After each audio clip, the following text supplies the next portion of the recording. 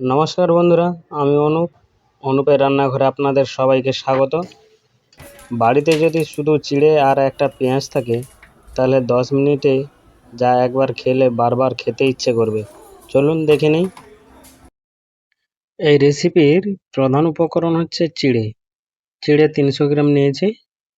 গাজর একটা ছোট ছোট কিউব করে কেটে নিয়েছি। দুটো মিডিয়াম সাইজের টমেটো ছোট ছোট করে কেটে নিয়েছি। ছোট সাইজের দুটো পেঁয়াজ পাতলা পাতলা করে কেটে নিয়েছি। কাঁচা বাদাম 25 গ্রাম নিয়েছি।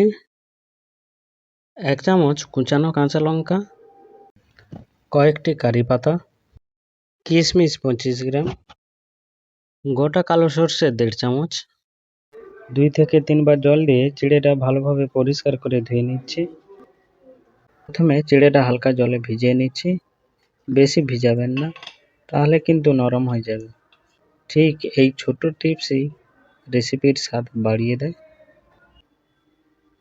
এবার কড়াই গরম করে নিচ্ছি। এই রেসিপির সবচেয়ে সুন্দর ব্যাপার হলো খুব কম উপকরণে দারুণ স্বাদ পাওয়া যায়। বাদামগুলো 2 থেকে 3 মিনিট মাঝারি আঁচে ফ্রাই করে নিচ্ছি। আজ এই রান্নার পদ্ধতি সবার থেকে আলাদা।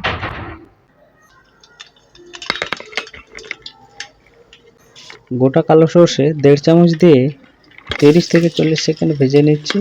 ওই সর্ষে থেকে ভালো গন্ধ ছেড়ে দিলেই আমরা কুচে রাখা গাজরগুলো দিয়ে ফ্রাই করে নিচ্ছি।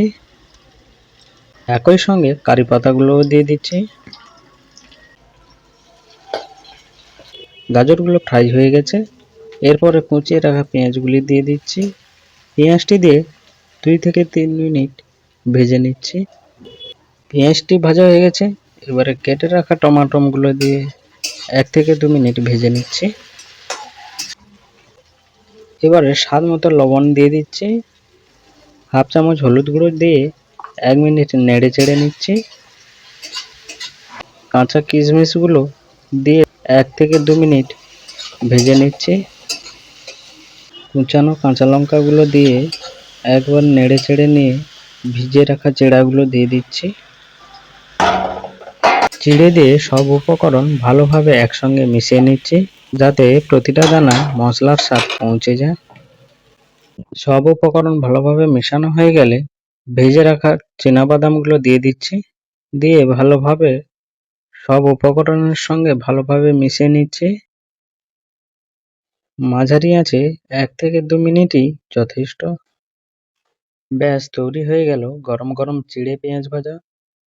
সকালের নাস্তা হোক বা বিকেলের টিফিন, এই সহজ রেসিপি সবাই পছন্দ করবে।